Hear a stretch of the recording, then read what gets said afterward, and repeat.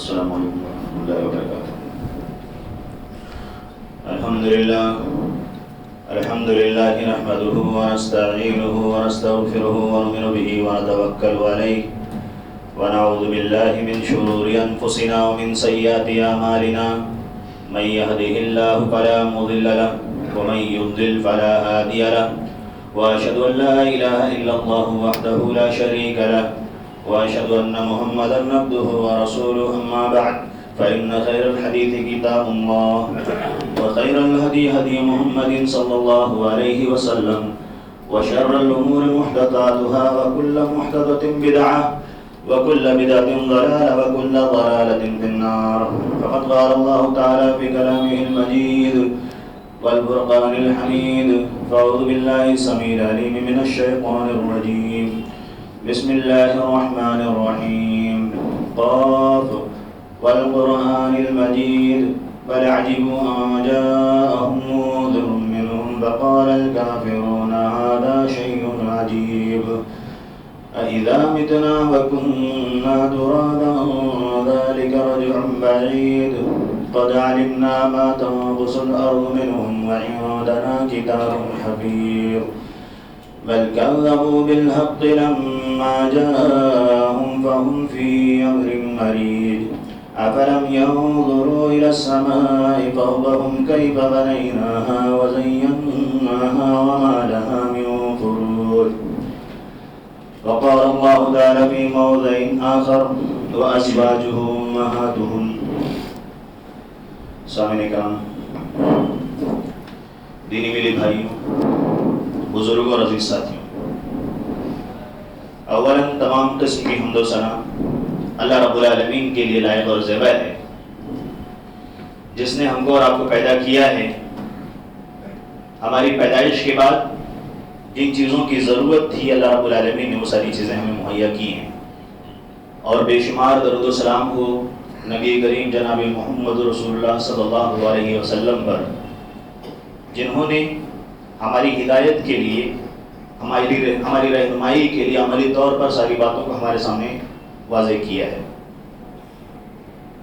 آپ صلی اللہ علیہ وسلم کی ہستی اور آپ صلی اللہ علیہ وسلم سے جڑی ہوئی باتیں، جن میں سے ایک ازواج مطہرات کے بارے میں جاننا اور کچھ سمجھنا ہم نے شروعات کی تھی، لیکن وہ سلسلہ ٹوٹ گیا تھا اور مقروض تھا، لہذا اس کا جو دوسرا حصہ ہے، پہلے حصے میں ہم نے حضرت عائشہ صدیقہ رضی اللہ تعالیٰ عنہ کے بارے میں، ان کے نسب نامے کے بارے میں، ان کے زہد کے بارے میں، ان کے دینداری کے بارے میں، اللہ رب العالمین سے ڈرنے کے بارے میں، خشیت کے بارے میں، اللہ رب العالمین کے راستے میں خرچ کرنے کے بارے میں، حیا کرنے کے بارے میں، حدیثوں کی روایت کرنے کے بارے میں، علم کے بارے میں ہم نے باتیں کی تھیں۔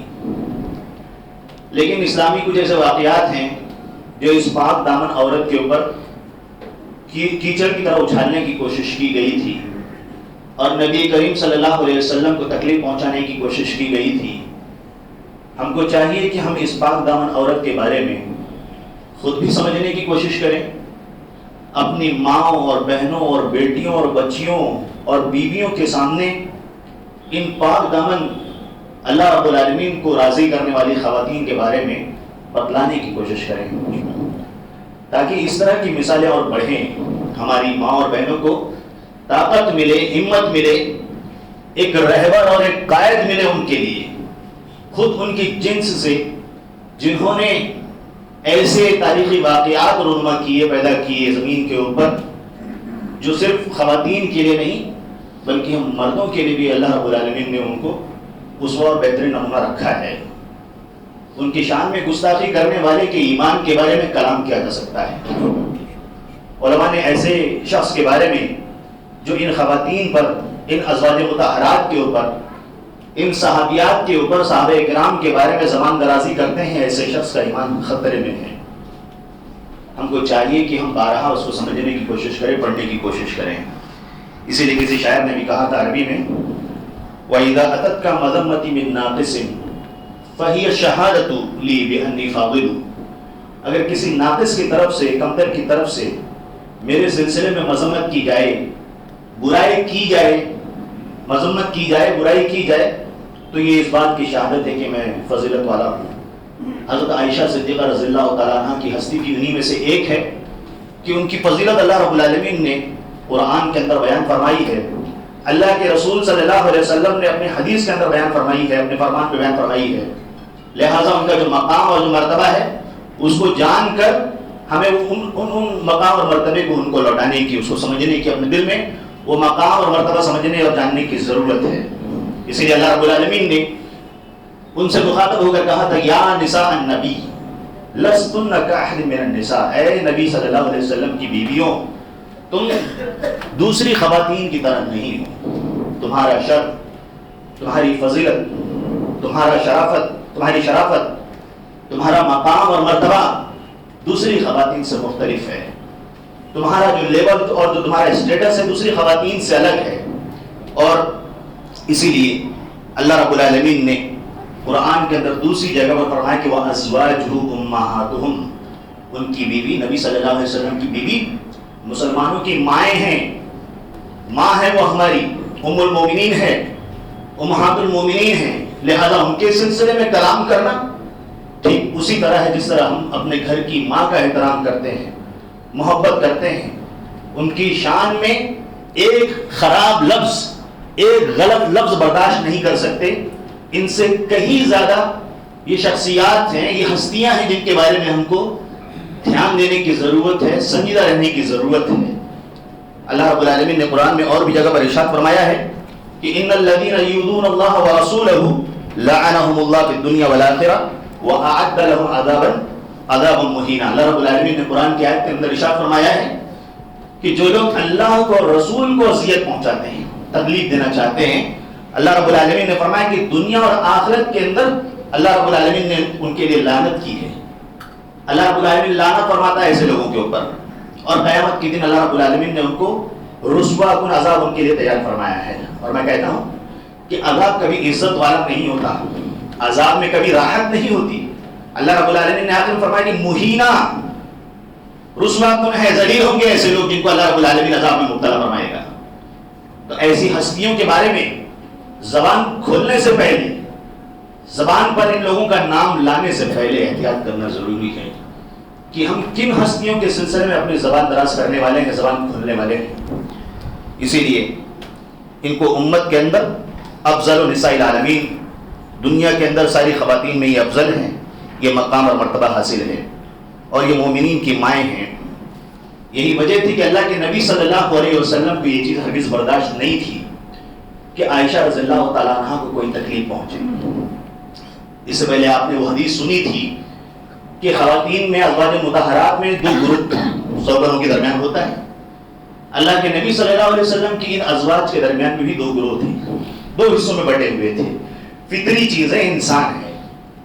عائشہ رضی اللہ تعالیٰ عنہ، حفصہ رضی اللہ تعالیٰ عنہ، سودا رضی اللہ تعالیٰ عنہ، اور اسی طرح سے صفیہ رضی اللہ تعالیٰ عنہ، یہ چار ایک طرف تھی، اور دوسری طرف ام سلمہ رضی اللہ تعالیٰ عنہ اور ان کا گروپ تھا۔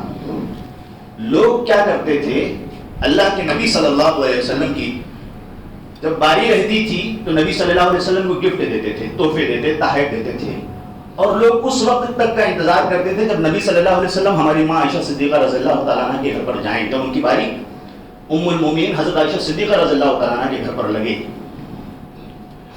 یہ چیز ام سلمہ رضی اللہ تعالیٰ عنہ اور اس گروپ کی خواتین کو مناسب نہیں لگا۔ ان لوگوں نے چاہا کہ جب نبی صلی اللہ علیہ وسلم کی باری ہمارے گھر پر ہوتی ہے تو اس وقت بھی لوگوں کو ہدیہ دینا چاہیے، ہم بھی نبی صلی اللہ علیہ وسلم کی بیویاں ہیں، جائز خواہشات ہیں، شوقن کا مطالبہ غلط نہیں ہے۔ ان لوگوں نے مشورہ کیا، میٹنگ کی، اور نبی صلی اللہ علیہ وسلم کے پاس بات کرنے کا پلان کیا۔ ان میں سے ایک لیڈر نے نبی صلی اللہ علیہ وسلم سے گزارش کی کہ نبی صلی اللہ علیہ وسلم ابن ابی قحافہ کے بارے میں، بنت ابی قحافہ کے بارے میں، یعنی عائشہ صدیقہ رضی اللہ تعالیٰ عنہ کے بارے میں جو آپ کی رائے ہے، ٹھیک ایسا ہی ماجرا ہم لوگوں کے ساتھ بھی کیا جائے۔ اللہ کے نبی صلی اللہ علیہ وسلم خاموش رہے، کوئی جواب نہیں دیا نبی صلی اللہ علیہ وسلم۔ ان لوگوں نے، اس گروپ نے یہ طے کیا، ام سلمہ رضی اللہ تعالیٰ عنہ یہ بھی احترام کے لائق ہیں، ان لوگوں نے گروپ میں یہ بات طے کی جب تک نبی صلی اللہ علیہ وسلم اس سلسلے میں کچھ بات نہ فرما دیں ہم کوشش میں لگے رہیں گے۔ پھر اس کے بعد جب دیکھے کامیاب نہیں ہو رہے ہیں تو ان لوگوں نے نبی صلی اللہ علیہ وسلم کی لخت جگر حضرت فاطمہ رضی اللہ تعالیٰ عنہ سے گزارش کی کہ ہمارے سلسلے میں تھوڑا سفارش کیجیے.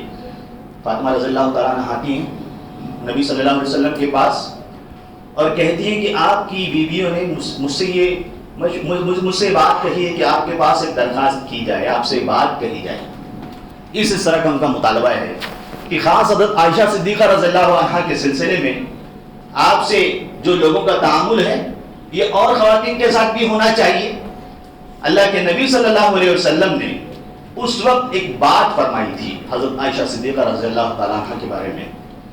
ایسے لوگ جو حضرت فاطمہ رضی اللہ تعالیٰ عنہ سے اپنی محبت کا اظہار کرتے ہیں اور بخاری اور مسلم کا حوالہ دے کر پوسٹر چھاپ کے اہل سنت والجماعت کے سامنے کہیں نہ کہیں یہ دعویٰ کرنے کی کوشش کرتے ہیں کہ تم سنیوں کی کتابوں کے اندر یہ حدیث موجود ہے کہ اللہ کے نبی صلی اللہ علیہ وسلم نے فرمایا ہے کہ فاطمہ رضی اللہ تعالیٰ عنہا مجھ سے ہیں, جس نے ان کو تکلیف دی اس نے مجھ کو تکلیف دی. تو ایسی ہی خاتون سے اللہ کے رسول صلی اللہ علیہ وسلم نے مخاطب ہو کر کہا تھا کہ اے فاطمہ رضی اللہ تعالیٰ عنہا لا تؤذینہ فیہا, اس سلسلے میں مجھے تکلیف نہ دو. اللہ کے نبی صلی اللہ علیہ وسلم نے ان سے مخاطب ہو کر کہا یہ بات, لا تؤذینی فی عائشہ کا, مجھے عائشہ رضی اللہ تعالیٰ عنہ کے سلسلے میں تکلیف نہ پہنچاؤ. فإن الوحی لم یأتینی فی ثوب امرأة الا عائشہ, کیونکہ کوئی بھی ایسی خاتون نہیں ہے, کوئی بھی ایسی عورت نہیں ہے میں جس کے لحاف میں رہتا ہوں, میں جس کے بستر میں رہتا ہوں اور اللہ رب العالمین کی طرف سے وحی نازل ہوتی ہے. یہ مقام حضرت عائشہ صدیقہ رضی اللہ عنہا کو اللہ رب العالمین نے دیا ہے کہ نبی صلی اللہ علیہ وسلم اپنی بیوی حضرت عائشہ صدیقہ رضی اللہ تعالیٰ عنہ کے ساتھ موجود ہیں اور اللہ رب العالمین نے اس حالت میں ان کے اوپر وحی کو نازل فرمایا. اس کے بعد پھر حضرت فاطمہ رضی اللہ تعالیٰ عنہ سے اللہ کے نبی صلی اللہ علیہ وسلم نے پوچھا کیا تم اس چیز کو پسند نہیں کرتے ہو کہ جس سے میں محبت کرتا ہوں تم بھی اس سے محبت کرو. روایت میں موجود ہے کہ فاطمہ رضی اللہ تعالیٰ عنہ نے کہا بلا کیوں نہیں, اللہ کے رسول صلی اللہ علیہ وسلم جس سے آپ کو محبت ہے ہمیں بھی اس سے محبت ہے. لیکن عائشہ رضی اللہ تعالیٰ عنہ کے سلسلے میں ایک زمانے سے کچھ سینہ پیٹنے والوں نے, کچھ بد کلامی کرنے والوں نے, کچھ گستاخی کرنے والوں نے عجب سا رنگ اپنایا ہوا ہے اور ان کے شان میں گستاخی کرنے کی کوشش کی ہے. اس کے بعد دوسری بار بھی ازواج مطہرات نے دیگر خواتین نے دوبارہ کوشش کی, فاطمہ رضی اللہ تعالیٰ عنہ نے منع کر دیا. اس روایت سے ثابت ہوتا ہے کہ اللہ کے رسول صلی اللہ علیہ وسلم کتنی محبت کرتے تھے. اللہ کے نبی صلی اللہ علیہ وسلم نے اپنی لخت جگر سے کہا کہ جس سے میں محبت کرتا ہوں اس کو تکلیف نہیں پہنچنی چاہیے. یہ ہماری ماں عائشہ رضی اللہ تعالیٰ عنہ ہے. اسی طرح سے یہ حیا کا یہ عالم تھا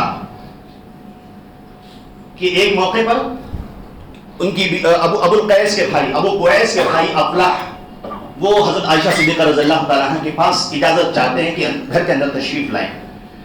تو انہوں نے ورع کی وجہ سے, پرہیزگاری کی وجہ سے, حیا کی وجہ سے ان کو اپنے پاس آنے سے منع فرما دیا. انہوں نے ایک مسئلہ مستنبط کیا. انہوں نے کہا کہ مجھے افلاح نے دودھ نہیں پلایا ہے, مجھے ان کے بھائی کی بیوی نے دودھ پلایا ہے, تو میرے لیے رضائی ماں اور رضائی باپ یہ میاں بیوی ہوئے, یہ افلاح جو ہے یہ تو چچا ہوئے, تو یہ میرے لیے ایسے شخص نہیں ہے کہ جن کے سامنے میں اپنی ذل کو ظاہر کر سکوں, ان کے سامنے آ سکوں, بے پردہ آ سکوں. انہوں نے انتظار کیا کہ میں اللہ کے رسول صلی اللہ علیہ وسلم سے اس سلسلے میں بات کروں. اللہ کے نبی صلی اللہ علیہ وسلم نے ان کے آپ صلی اللہ علیہ وسلم نے آنے کے بعد مسئلے کی وضاحت فرمائی کہ جس طرح سے نسب سے جو سلسلہ جو حکم نافذ ہوتا ہے اسی طرح سے رضائی سلسلہ بھی نافذ ہوتا ہے. وہ تمہارے چچا ہیں, دودھ رضائی باپ جس طرح ہیں اسی طرح سے تمہارے رضائی چچا ہیں, ان کے سامنے تم بے پردہ آ سکتی ہو. یہ ان کے حیا کے بارے میں ہم کو اس سے معلوم پڑتا ہے. اسی طرح سے اگر ایک اور روایت کے اندر غور کریں جو آپ نے اس سے پہلے سنا تھا کہ ان کے یہاں حجاب کے سلسلے میں اور اسی طرح سے اللہ رب العالمین کے خوف کے سلسلے میں کتنی روایتیں منقول ہیں, اگر ان واقعات کا سلسلہ جاری رکھا جائے تو وقت ناکافی ہوگا. حج کے موقع پر بھی اللہ کے رسول صلی اللہ علیہ وسلم کی اس پاک دامن بیوی کے ساتھ کچھ لوگوں نے, کچھ خواتین نے کہا کہ چلو حجر اسود کا طواف کرتے ہیں. ایک شخص ہشام نے جب منع کیا تو عطا کہتے ہیں کہ یہ کس وجہ سے منع کر رہے ہیں طواف کرنے سے, اس وقت انہوں نے کہا کہ اللہ کے نبی صلی اللہ علیہ وسلم کی جو بیویاں ہیں وہ مردوں کے ساتھ عمرہ کی طواف کیا کرتی تھیں، تو ان سے پوچھا گیا کہ مردوں کے ساتھ مکس ہو کر خلطمت ہو کر وہ طواف کیا کرتی تھی؟ تو انہوں نے کہا کہ نہیں، ازواج مطہرات جو ہوتی تھی وہ ایک سائڈ ہو جایا کرتی تھی، جب پتھر حجر اسود کو چومنے کی باری آتی تھی تو وہ انتظار کرتے تھے، رات میں آتے تھے، ایسے وقت میں آتے تھے جب لوگ پہچان نہیں پاتے تھے، اور اس کے بعد حجر اسود کو بوسہ دے کر چلے جایا کرتی تھی۔ یہ احتیاط تھا پردے کا۔ اللہ رب العالمین سے خوف اور خشیت کا یہ معاملہ تھا، آپ نے سنا اس سے پہلے کہ وہ اس بات کی تمنا کرتی تھی کہ اللہ رب العالمین نے کاش ہم کو مٹی کا ڈھیلا بنایا ہوتا، کاش اللہ رب العالمین نے ہم کو درخت بنایا ہوتا، اور کہتی کہ کاش اللہ رب العالمین نے مجھے پیدا ہی نہ کیا ہوتا، کیونکہ جو حساب کتاب اللہ رب العالمین لینے والا ہے یہ خوف بہت زیادہ سنگین ہے، اس وجہ سے یہ باتیں کیا کرتی تھی۔ اسی طرح سے خوف کا عالم مزید یہ ہے، اللہ رب العالمین کا خوف اور اس کی خشیت اور ان کا تقوی اور ان کی پرہیزگاری کا عالم یہ ہے کہ ایک موقع پر جیسا کہ آپ نے اس سے پہلے سنا تھا کہ جب بھی کوئی ان کے پاس ہدیہ آتا، 70,000 60,000 1,00,000 جتنا آتا وہ اللہ رب العالمین کے راستے میں خرچ کر دیا کرتی تھی۔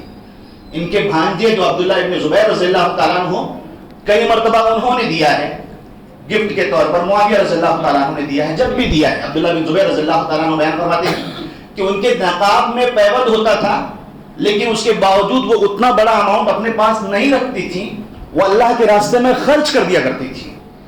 40 سے زیادہ انہوں نے غلاموں کو آزاد کروایا ہے۔ یہی وجہ ہے کہ ایک گھر ان کے پاس تھا، جب انہوں نے اس کو بیچا، اس کا جو اماؤنٹ حاصل ہوا اس کو بھی انہوں نے اللہ کے راستے میں خرچ کر دیا۔ عبداللہ ابن زبیر رضی اللہ تعالیٰ عنہ کو ایک چیز عجیب سی لگی، انہوں نے کہا ان کا ہاتھ روکنا پڑے گا۔ ماں عائشہ رضی اللہ تعالیٰ عنہ کو یہ بات ناگوار گزری، انہوں نے کہا کہ میرا ہاتھ تم روکو گے؟ انہوں نے وہاں پر نظر مان لی، قسم کھا لی کہ اب میں ان سے کبھی بات نہیں کروں گی۔ بہت کوشش کی نبی صلی اللہ علیہ وسلم کے خالہ زاد لوگوں نے کہ ان کے درمیان بات چیت شروع ہو جائے، رشتہ داری کاٹنا جائز نہیں ہے، بہت سمجھانے کی کوشش کی۔ ماں عائشہ رضی اللہ تعالیٰ عنہ کو بات بہت چبھی تھی، بہت لگ گئی تھی کہ اتنا اچھا کام ہے لیکن اس کے باوجود بھی اس پر روک ٹوک کی بات ہو رہی ہے، بات مانے نہیں مانا انہوں نے۔ پھر ایک موقع پر ان لوگوں نے پلاننگ کی کہ ایسا کرتے ہیں کہ ہم دو لوگ جب جائیں گے تو ہم اجازت مانگیں گے اللہ کہ اے عائشہ رضی اللہ تعالیٰ عنہ، ماں ہم اندر آنے کی اجازت چاہتے ہیں، ہم کو اجازت دے دیجیے۔ تو ہم کے اندر سب شامل ہیں، تو آپ بھی اس کے اندر شامل ہو جائیں گے، تو آپ بھی اس وقت داخل ہو جانا، اور جیسے ہی اجازت ملے گی آپ پردہ ہٹا کر اپنی خالہ سے مل لینا۔ اس کے بعد ایسا ہی ہوا، یہ پہنچتے ہیں، اجازت مانگتے ہیں، اجازت مانگنے کے بعد فوراً ماں عائشہ رضی اللہ تعالیٰ عنہ کے پاس جا کر روتے ہیں، گڑ گڑاتے ہیں، روتے ہیں۔ پھر وہ صحابہ کرام وہ بھی اس بات میں شریک ہو جاتے ہیں، وہ حوالہ دیتے ہیں کہ اللہ کے نبی صلی اللہ علیہ وسلم نے 3 دن سے زیادہ بات چیت کرنے سے منع فرمایا ہے کہ ایسا نہیں ہونا چاہیے کہ رشتہ دار ہو یا کوئی مسلمان ہو 3 دن سے زیادہ اس کی بات چیت بند ہو۔ بار بار حوالہ دیتے ہوئے ماں عائشہ رضی اللہ تعالیٰ عنہ مان گئی، اور اس کے بعد پھوٹ کر ہونے لگی۔ روایت میں موجود ہے کہ اس نظر کی تلافی کے لیے انہوں نے غلام کو آزاد کرنا شروع کیا۔ فوراً پہلی قسط میں انہوں نے 10 غلام کو آزاد کر لیا۔ آپ قسم کا کفارہ جانتے ہیں کتنا غلام آزاد کرنا ہے؟ 3 دن کے روزے رکھنا ہے، یا 10 غلام آزاد کرنا ہے، یا اس کو کپڑے پہنانا ہے، کوئی بھی ایک چیز اس میں سے کی جا سکتی ہے۔ انہوں نے تقریباً 40 غلاموں کو آزاد کیا تھا۔ وہ روتی تھی اس واقعے کو یاد کر کے کہ اللہ رب العالمین کا خوف، اس کی خشیت اور اس کا محبت تھا۔ اتنی ڈرنے والی، اللہ رب العالمین کے حکم کے آگے اتنے نچھاور کرنے والی یہ خاتون تھی جو اسوہ ہے ہمارے لیے۔ اللہ کے نبی صلی اللہ علیہ وسلم نے مزید ان کی فضیلت میں بیان فرمایا تھا کہ عائشہ رضی اللہ تعالیٰ عنہ جبریل علیہ السلام تم کو سلام کہتے ہیں۔ ماں عائشہ رضی اللہ تعالیٰ عنہ نے اس کے بعد جواب دیا اور فرمایا کہ اے نبی صلی اللہ علیہ وسلم آپ جو دیکھتے ہیں ہم ان کو نہیں دیکھ سکتے۔ دوسرے موقع پر اللہ کے نبی صلی اللہ علیہ وسلم نے فرمایا عائشہ رضی اللہ تعالیٰ عنہ اللہ رب العالمین نے جبریل علیہ السلام کے ذریعے سے مجھے 2 بار تم کو دکھلایا ہے۔ حضرت جبریل علیہ السلام آتے ہیں، ریشم کا ٹکڑا ہے، دوسری روایت میں موجود ہے کہ وہ ہرے رنگ کا تھا، ہرے رنگ کے ریشم کے ٹکڑے کے اندر آپ کو لایا گیا۔ میں نے کہا کھولو، اس میں نے دیکھا کہ عائشہ تم تھی۔ اس کے بعد اللہ کے نبی صلی اللہ علیہ وسلم نے کہا کہ اگر اللہ رب العالمین نے فیصلہ کیا ہے تو فیصلہ ضرور ہوگا۔ پھر جبریل علیہ السلام آئے، ان کے ہاتھ میں پھر سے اسی طرح کا ٹکڑا تھا، میں نے کہا کھولو، اس میں آپ کی تصویر تھی۔ میں نے کہا کہ اللہ رب العالمین کا فیصلہ ہوگا تو ضرور اللہ رب العالمین تم کو میرے ساتھ نکاح میں رکھے گا، ضرور آپ کا فیصلہ ہوگا۔ اس طرح سے اللہ رب العالمین نے مجھے پہلے یہ چیز دکھلا دی تھی۔ اسی طرح سے اللہ کے نبی صلی اللہ علیہ وسلم نے فرمایا کہ عائشہ رضی اللہ تعالیٰ عنہ کی فضیلت سارے لوگوں کے اوپر، سارے خواتین کے اوپر ایسے ہی ہے جیسے کہ کھانے کے اندر سرید، ایک کھانا ہوتا ہے جو گوشت، روٹی اور دوسری ساری چیزوں کا عربین ایک ڈش ہے، جس طرح سے وہ بہت مرغوب ہے، بہت مقوی ہے غذائیت کے ناحیے سے، جس طرح سے اس کی فضیلت ساری خواتین پر زیادہ ہے، اللہ کے نبی صلی اللہ علیہ وسلم نے فرمایا کہ ایسے ہی ماں عائشہ صدیقہ رضی اللہ تعالیٰ عنہ کی فضیلت ساری خواتین کے اوپر زیادہ ہے۔ اسی طرح سے اگر اور بھی روایتیں دیکھیں تو اللہ کے نبی صلی اللہ علیہ وسلم نے ان کے سلسلے میں باتیں فرمائی ہیں، اور یہی حضرت عائشہ صدیقہ رضی اللہ تعالیٰ عنہ ہیں کہ کئی روایات کے اندر موجود ہے کہ ایک موقع پر اللہ کے نبی صلی اللہ علیہ وسلم کے ساتھ سفر میں تھی۔ سفر میں ہونے کے بعد ایک دن ان کے گلے کا ہار غائب ہو گیا، جس میں ہم تیمم کے واقعے کو سمجھتے ہیں۔ سفر کے اندر ان کے گلے کا ہار غائب ہو گیا، سب ڈھونڈنے لگے، پریشان ہو گئے اللہ کے نبی صلی اللہ علیہ وسلم، اور کچھ لوگ رک گئے، نماز کا وقت آ گیا، کچھ لوگوں نے نماز پڑھ لی، بغیر وضو کے نماز پڑھ لی، اور ابو بکر صدیق رضی اللہ تعالیٰ عنہ کے پاس آتے ہیں، شکایت کرتے ہیں دیکھو آپ کی بیٹی کی وجہ سے، عائشہ صدیقہ رضی اللہ تعالیٰ عنہ کی وجہ سے نبی صلی اللہ علیہ وسلم رکے ہوئے ہیں، باقی عوام کو بھی انہوں نے روک کر رکھا ہوا ہے، پانی موجود نہیں ہے، بنا پانی کے ہم نے نماز پڑھا ہے، بنا وضو کے ہم نے نماز کیا ہے۔ اللہ کے نبی صلی اللہ علیہ وسلم ہم سب کی ماں عائشہ صدیقہ رضی اللہ تعالیٰ عنہ کے زانوں پر سر رکھ کر سوئے ہوئے ہیں۔ اس وقت ابو بکر صدیق رضی اللہ تعالیٰ عنہ تشریف لاتے ہیں، ماں عائشہ صدیقہ رضی اللہ تعالیٰ عنہ کے کمر میں کچوکے مارتے ہیں، ایک روایت میں ہے کہ گھوسا مارتے ہیں۔ فَآتَبَنِي، اس کے بعد انہوں نے فرمایا کہ مجھ پر غصہ کیا، انہوں نے ناراضگی کا اظہار کیا، لیکن میرے زانوں پر، میرے مانڈی پر نبی صلی اللہ علیہ وسلم کا سر مبارک رکھا ہوا ہے، ان کو تکلیف نہ پہنچ جائے اس لیے میں نے حرکت نہیں کی۔ یہ محبت تھی۔ یہاں پر آپ کہیں دلیل نہ لے لیں کہ مقتدی حضرات مسجد کے ذمہ داران کے پاس آ کے شکایت کرتے ہیں دیکھیے یہاں پر دلیل موجود ہے، لیکن اس کے بعد پھر کیا ہوا؟ اللہ کے نبی صلی اللہ علیہ وسلم نے ماجرا ایسا ہی گزرا۔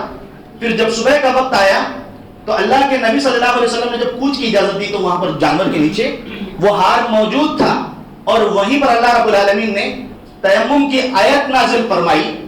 تیمم کی آیت نازل ہونے کے بعد صحابی رسول ہیں وہ آ کے کہتے ہیں کہ اے ابو بکر رضی اللہ تعالیٰ عنہ، یہ آپ لوگوں کے خاندان کی پہلی برکت نہیں ہے، اس سے پہلے بھی واقعہ ہو چکا ہے کہ آپ کے خاندان کی بدولت ہم کو یہ فضیلت حاصل ہو چکی ہے۔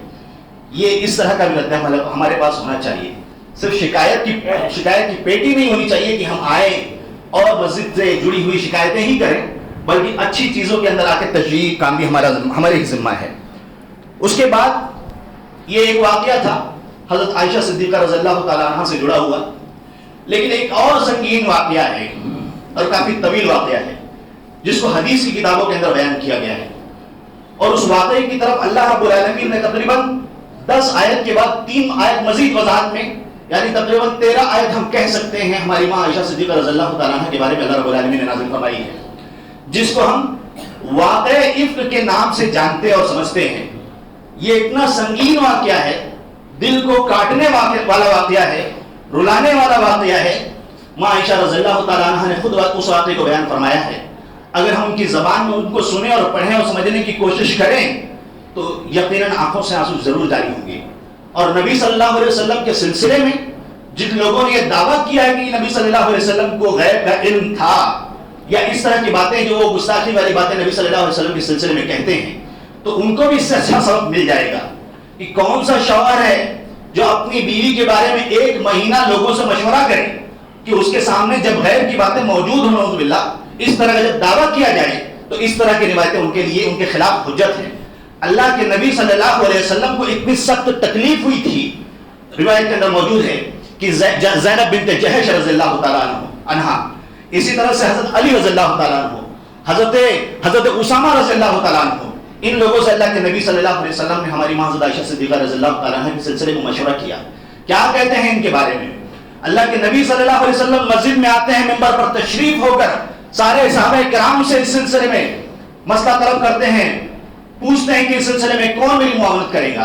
اوس اور خزرج کا جو پرانا واقعہ لڑائی جھگڑے کا تھا، جس کو قرآن کے اندر اللہ رب العالمین نے اخوت کے حوالے سے بیان فرمایا ہے. مفسرین نے ذکر کیا ہے کہ ان کے درمیان اتنی سخت لڑائی ہوئی تھی, تقریباً 120 سال تک ان دونوں خاندانوں نے آپس میں لڑائی کی تھی. وہ وہی واقعہ واپس پلٹ کر آنے والا تھا. نبی صلی اللہ علیہ وسلم کو اتنی سخت تکلیف ہوئی تھی.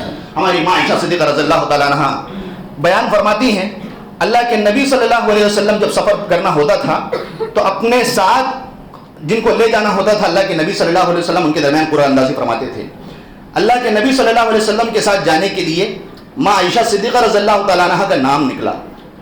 یہ سفر میں حضرت عائشہ صدیقہ رضی اللہ تعالیٰ عنہ اللہ کے نبی صلی اللہ علیہ وسلم کے ساتھ کوچ کرتی ہیں, اور اللہ کے نبی صلی اللہ علیہ وسلم جب جہاز سے پلٹ کر آتے ہیں تو اس وقت اللہ کے رسول صلی اللہ علیہ وسلم نے کوچ کا حکم دیا, سفر نکلنے کا حکم دیا. ہماری ماں عائشہ صدیقہ رضی اللہ تعالیٰ عنہ بیان فرماتی ہیں کہ ضرورت کی خاطر نیچر کال کے لیے, غزہ حاجت کے لیے وہ جاتی ہیں, اور وہاں جانے کے بعد اس زمانے میں خواتین کا وزن بہت ہلکا ہوا کرتا تھا. ماں عائشہ رضی اللہ تعالیٰ عنہ نے بیان فرمایا ان کی خوراک کم ہونے کی وجہ سے, اور یہ خود نو عمر تھی, کم عمر تھی, اس لیے ان کا وزن زیادہ نہیں تھا. سواری پر جب بٹھانا ہوتا تو ہودج جو ہوتا تھا اس میں بٹھا کر اس پر رکھتے, اور اس سے اتارنے کے بعد پھر اس میں سے جو اس کے اندر ہوتا وہ نکل کر جاتا. ہماری ماں عائشہ رضی اللہ تعالیٰ عنہ نے بیان فرمایا کہ وہ اسی میں بیٹھی ہوئی تھی, اور جب اس کو اتار دیا گیا اور اتر کے وہ ضرورت سے فارغ ہونے کے لیے گئی, ان کو نہیں معلوم. یہ وہاں سے جب پلٹ کر آتی ہے تو انہوں نے سینے پر ہاتھ لگایا, روایت میں موجود ہے, ان کے گلے کا ہار غائب تھا. اس کی تلاش میں واپس وہ جگہ پر گئی.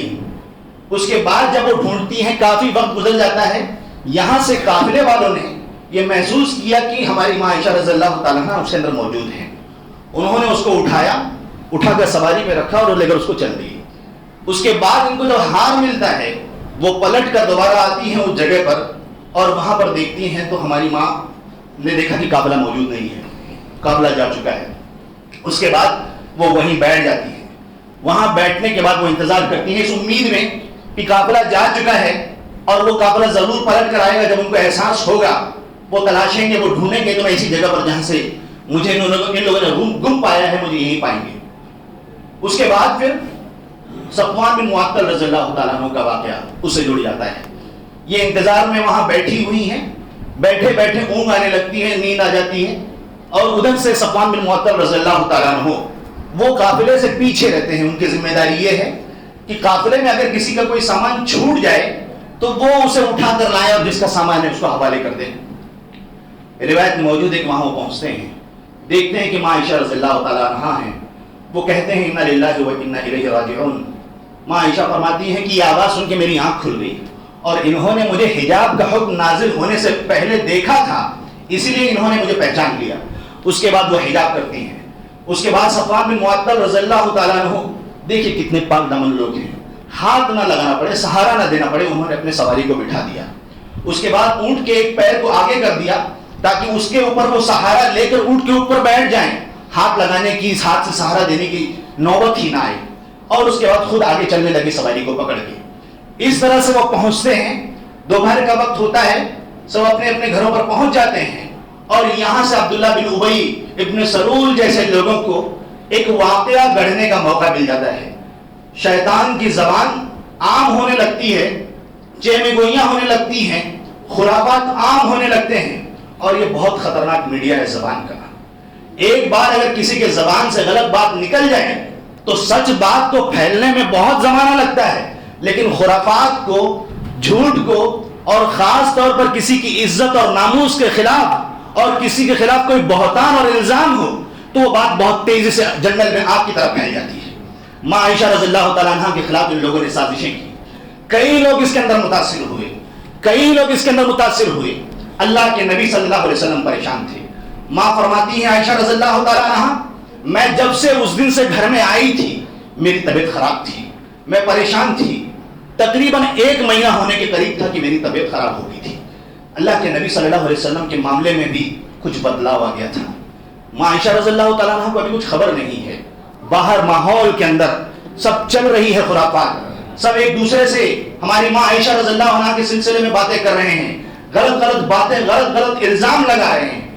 اس کے بعد ایک دن ایک رات میں ضرورت کے ساتھ ام مستح رضی اللہ تعالیٰ عنہ جو رشتہ دار تھی حضرت عائشہ صدیقہ رضی اللہ تعالیٰ عنہ کے ساتھ رات کے اندھیرے میں ضرورت کی خاطر نکلتی ہیں، باہر نکلتی ہیں، چادر میں پیر ان کا پھنس جاتا ہے اور وہ لڑکھڑا کر گرنے والی ہوتی ہیں ماں ام مستح رضی اللہ تعالیٰ عنہ، تو وہ اپنے بیٹے کے بارے میں لعنت کرتی ہیں، بد دعا کرتی ہیں، تعیس مستح۔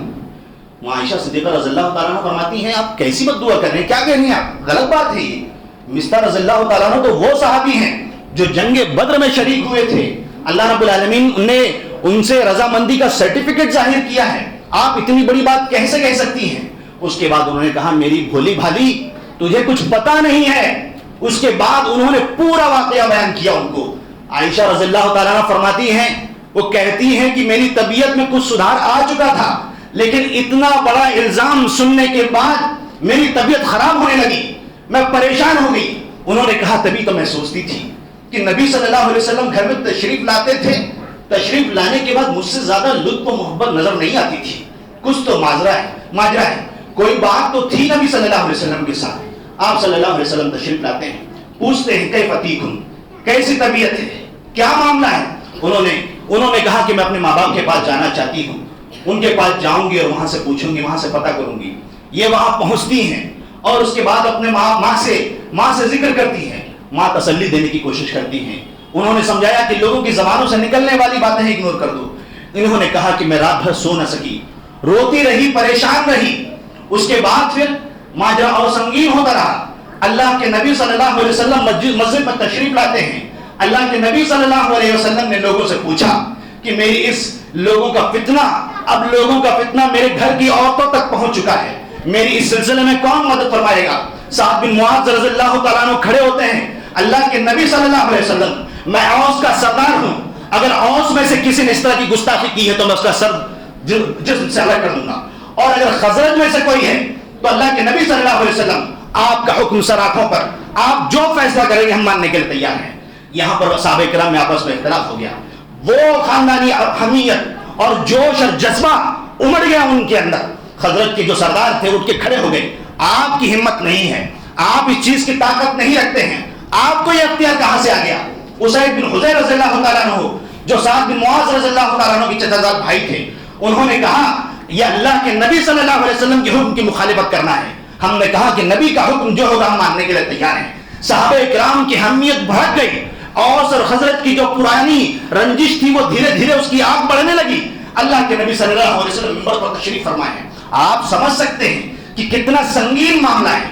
ایک مہینے تک وہ چنگاری سماج کے اندر جل رہی تھی، گھروں کے اندر، دلوں کے اندر، ماحول کے اندر، وہ بہتان، وہ الزام ہماری ماں عائشہ رضی اللہ تعالیٰ عنہ کے سلسلے میں، اور وہ شخصیت اور وہ ہستی جس کے بارے میں لوگوں نے عالم الغیب ہونے کا دعویٰ کیا ہے، وہ اپنی بیوی کے بارے میں نعوذ باللہ اس طرح کی گندی بات کیسے برداشت کر سکتا ہے؟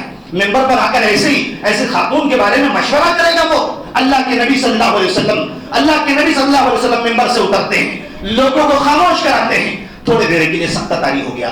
ماں عائشہ رضی اللہ تعالیٰ عنہ کے الفاظ ہیں، فرماتی ہیں جب مجھے یہ چیز معلوم پڑی میں تڑپ گئی، میرے آنکھوں سے آنسو نکل گئے، میں پریشان ہو گئی، میرا دل ایسا لگ رہا تھا کہ ابھی ٹوٹ کر ٹکڑوں میں بٹ جائے گا۔ ہماری ماں عائشہ رضی اللہ تعالیٰ نے فرمایا کہ میں رات بھر روتی رہی، 1 دن روئی، 2 دن روئی۔ اس کے بعد پھر اللہ رب العالمین نے اللہ کے رسول صلی اللہ علیہ وسلم تشریف فرما حضرت عائشہ صدیقہ رضی اللہ تعالیٰ عنہ کے پاس، اور انہوں نے کہا کہ نبی صلی اللہ علیہ وسلم نے کبھی وہ باتیں نہیں کہی تھی، وہ باتیں کہی۔ سامعین کرام، اللہ کے نبی صلی اللہ علیہ وسلم نے اس مسئلے کو حل کرنے کے لیے حضرت علی رضی اللہ تعالیٰ عنہ کو بلایا، حضرت اسامہ رضی اللہ تعالیٰ عنہ کو بلایا۔ حضرت اسامہ رضی اللہ تعالیٰ عنہ سے پوچھا کہ ماں عائشہ رضی اللہ تعالیٰ عنہ کے بارے میں آپ کی کیا رائے ہے؟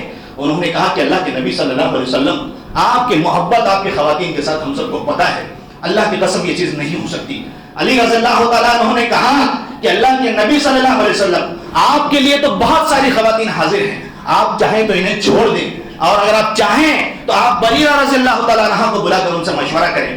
بریرہ رضی اللہ تعالیٰ عنہ کو بلایا جاتا ہے، وہ ان سے مشورہ کرتے ہیں۔ فرماتی ہے کہ بیچاری بہت بھولی بھالی ہے، کم عمر ہے، سیدھی سادی ہے، وہ تو بیچاری کم عمر آٹا جب گوندتی ہے تو اونگ میں نیند میں آ جاتی ہے، بکری آتی ہے اس آٹے کو کھا کر چلی جاتی ہے۔ ایسی پاک دامن عورت کے بارے میں لوگوں نے کلام کیا ہے۔ زینب بنت جہش رضی اللہ تعالیٰ عنہ، اللہ کے نبی صلی اللہ علیہ وسلم نے ان سے مشورہ کیا۔ ماں عائشہ فرماتی ہیں کہ میرے وہ ہم مرتبہ تھی، ان کی تقوی نے اللہ رب العالمین نے ان کو محفوظ کر دیا. انہوں نے کہا جن چیزوں کو میری آنکھوں نے نہیں دیکھا, جن باتوں کو میرے کانوں نے نہیں سنا, میں کیسے گواہی دوں اللہ کے رسول صلی اللہ علیہ وسلم. اس طرح سے انہوں نے اپنے آپ کو روک لیا. اللہ کے نبی صلی اللہ علیہ وسلم ماں عائشہ رضی اللہ تعالیٰ عنہ کے پاس بیٹھے ہوئے ہیں. وہ کہتے ہیں کہ اگر آپ سے غلطی ہوئی ہوگی, سمجھانے لگتے ہیں نبی صلی اللہ علیہ وسلم. حالانکہ اس بات کا کلیئرنس انہوں نے صحابہ کرام کے سامنے دے دیا تھا کہ میں اپنی خواتین کو اللہ کی قسم پاک سمجھتا ہوں, اور وہاں پر انہوں نے صحابہ کرام سے مشورہ طلب کیا تھا. اور اس کے بعد پھر انہوں نے حضرت عائشہ رضی اللہ تعالیٰ عنہ سے کہا اگر غلطی ہو چکی ہے تو توبہ کر لو, معافی مانگ لو, اور اگر تم پاک دامن ہو, بری ہو, تو اللہ رب العالمین تمہارے حق میں قرآن کی آیت نازل فرمائے گا. اتنے ہی دیر میں ایک انصاری خاتون تشریف لاتی ہیں. وہ حضرت عائشہ رضی اللہ تعالیٰ عنہ کے پاس آتی ہیں. آپ دیکھیے کیا سنگین معاملہ ہے. وہ آنے کے ساتھ ان کے پاس بیٹھ کر وہ بھی رونے لگتی ہیں. یہی ماجرا تھا. ماں عائشہ رضی اللہ تعالیٰ عنہ بیان فرماتی ہیں کوئی گھر سے باہر نہیں نکلتا ہے, نہ کوئی گھر میں داخل ہوتا ہے. اللہ کے نبی صلی اللہ علیہ وسلم کے اوپر یہی موسم ہے, ٹھنڈی کا موسم, سردی کا موسم, اور وہی نازل ہوتی ہے. آپ صلی اللہ علیہ وسلم کے جسم مبارک سے موتیوں کی طرح پانی ٹپکنے لگتا ہے, اور اللہ کے رسول صلی اللہ علیہ وسلم کے اوپر وحی نازل ہوتی ہے. تھوڑے دیر کے بعد اللہ کے نبی صلی اللہ علیہ وسلم کہتے ہیں عائشہ خوش ہو جاؤ, اللہ رب العالمین کا شکر ادا کرو, اللہ رب العالمین نے تمہاری برات کے لیے قرآن کی آیتوں کو نازل فرمایا ہے. اور اس سے پہلے ماجرا کیا تھا؟ ماں سے کہتی ہے ماں محمد صلی اللہ علیہ وسلم کو سمجھا دیجئے. وہ کہتی ہیں میں کیا کہوں. ابو بکر رضی اللہ تعالیٰ عنہ سے کہتی ہیں بیٹی ابو آپ کو سمجھا دیجئے, آپ کے تو دوست ہیں. ابو بکر رضی اللہ تعالیٰ عنہ کہتے ہیں اللہ کے رسول کو میں کیا سمجھاؤں. اللہ رب العالمین نے ایسی خاتون کے لیے قرآن کے اندر اللہ رب العالمین نے 10 آیتیں نازل فرمائی, اور اس کے بعد مزید 3 آیتوں کے اندر اللہ رب العالمین نے حکم نازل فرمایا. ماں عائشہ فرماتی ہیں مجھے اس چیز کی امید نہیں تھی, میں تو یہ سمجھتی تھی کہ اللہ رب العالمین میری برات کے لیے نبی صلی اللہ علیہ وسلم کو خواب دکھائے گا اور میری برات کو واضح کر دے گا, مجھے دکھائے گا کہ میں پاک دامن ہوں. لیکن مجھے اس چیز کی امید نہیں تھی کہ قرآن کے اندر ان 10 آیتوں کو جس کی تلاوت کی جائے گی اللہ رب العالمین نے ان 10 آیات کو نازل فرمایا ہے. سامعین کرام کو غور کرنا چاہیے. جب وہ 10 آیتیں نازل ہوئی, اللہ رب العالمین نے ان 10 آیات کے اندر مسلمانوں کو حکم دیا ہے کہ ایسے لوگ جب اس طرح کی باتیں اللہ کے نبی صلی اللہ علیہ وسلم کے بارے میں یا ان کی بیویوں کے بارے میں یا کسی بھی مومن کے بارے میں اگر بات کہتے ہیں تو ان 10 آیتوں کے احکام کو ہم کو سمجھنا ضروری ہے. اللہ رب العالمین نے فرمایا کہ ان الذين جاءوا بالافك عصبة منكم لا تحسبوه شرا لكم بل هو خير لكم لكل امرئ منهم ما اكتسب من الاثم والذي تولى كبره منهم له عذاب عظيم. اس کے بعد پھر اللہ رب العالمین نے فرمایا لولا اذ سمعتموه ظن المؤمنون والمؤمنات بانفسهم خيرا وقالوا هذا افك مبين.